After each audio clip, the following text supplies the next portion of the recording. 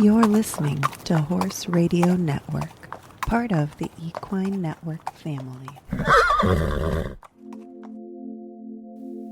Welcome to Sleep Stories for Equestrians. I'm your host, Ashley Winch. We're so happy you're here to relax and unwind. If you fall asleep and miss the story, we will recap it at the beginning of the next episode.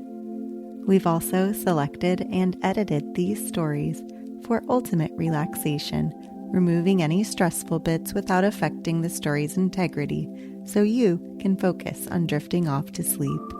With that, let's settle down and prepare for our story.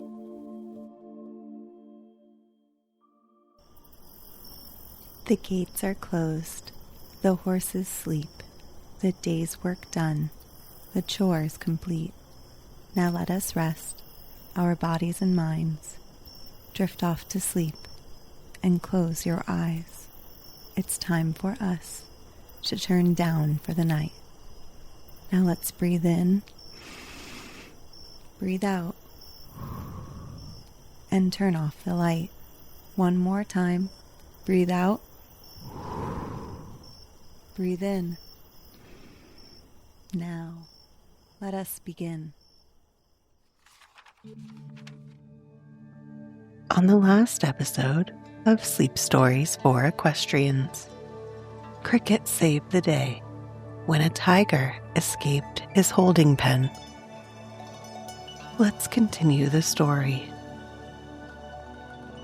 The next night, the circus train was moving northward through a narrow valley. Cricket stood in his stall in the pony car. The monotonous clickety-click of the rails and the steady patter of rain on the car roof made him drowsy. With no warning, the train came to a sudden stop. Cricket was thrown against the side of his stall. Some of the ponies were on the floor. Their little hooves pounded on the wood as they struggled to get back up on their feet. Cricket whinnied questioningly. He was frightened. What had happened? Rob Roy, one of the riding horses who shared the car with the ponies, snorted loudly and let his heels fly against the back of his stall. He was angry at getting bumped about. The circus grooms always rode with the horses. Larry scrambled to his feet. He too was startled at the sudden stop. Easy now, it's all right. Quiet now, Larry's soothing voice calmed the ponies. Their nervous stamping ceased. They trusted their groom. Larry opened the side door in the center of the horse car. It was a black night. Rain blew into the open door. Short, sharp whistles came from the engine ahead. "That means trouble," said Larry to the groom in charge of the riding horses. "What's the matter?" he asked a passing train man. "Washout.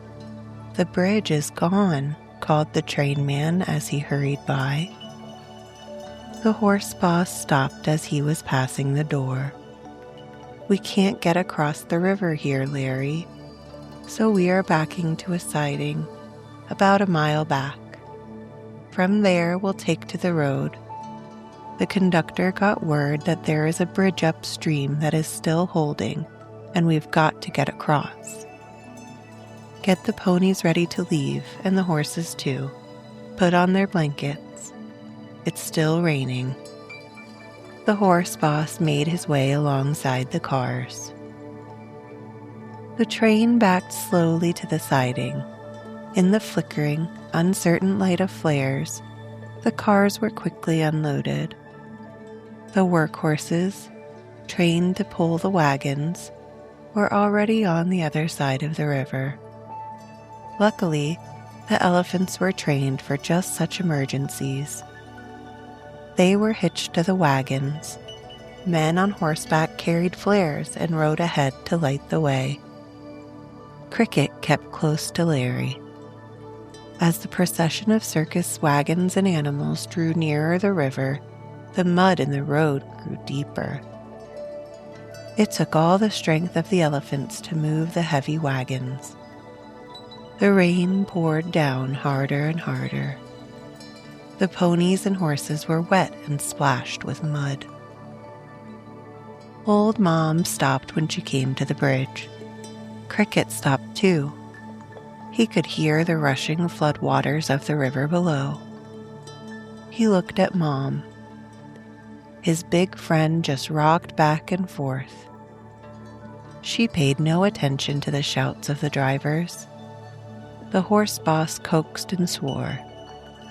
Mom cocked her large, flappy ears forward and listened to the angry waters swirling around the bridge supports.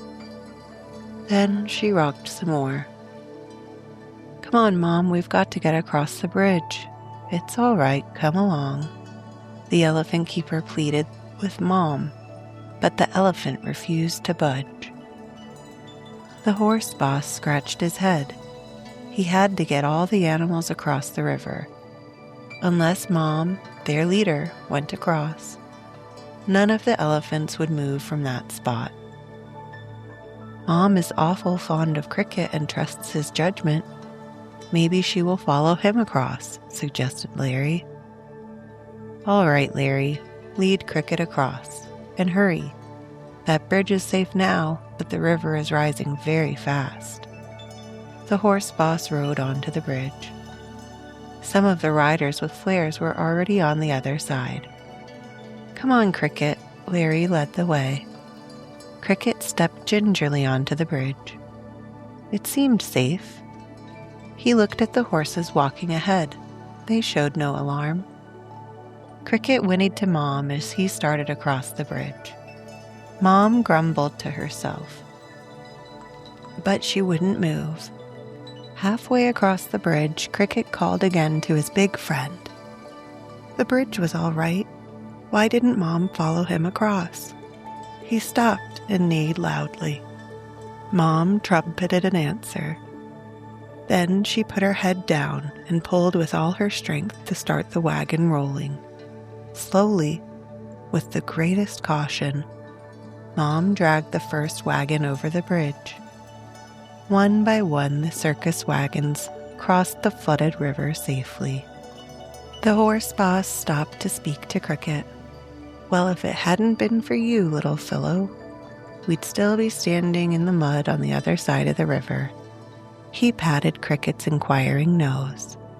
"Let's get going," he said.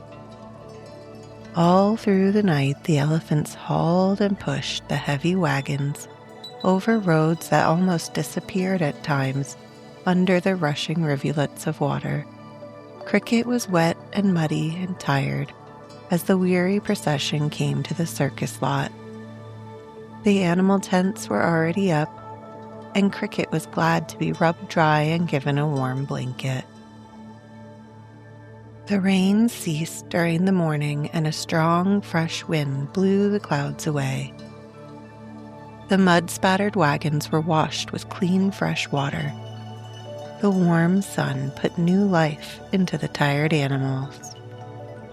They did their part in the afternoon show, as though walking all night in a storm were an everyday happening. From city to city, the big circus moved, entertaining thousands daily. In some cities where the circus had played the year before, many children remembered the little black pony who stood beside the big elephant. Everywhere the circus stopped, Cricket won new friends. One afternoon, a cocklebur lodged under the saddle blanket Cricket wore in his act with the clowns. Coco, the clown, jumped into the saddle to give an imitation of a circus cowboy star. As soon as the clown touched the saddle, Cricket jumped and bucked. This surprised Coco, sailing headlong from his back. The audience laughed and applauded. Coco picked himself up. He tried again, but could not stay on Cricket's back. The clown was puzzled by the pony's actions, but was pleased with the laughter of the crowd. One of the other clowns jumped into the saddle.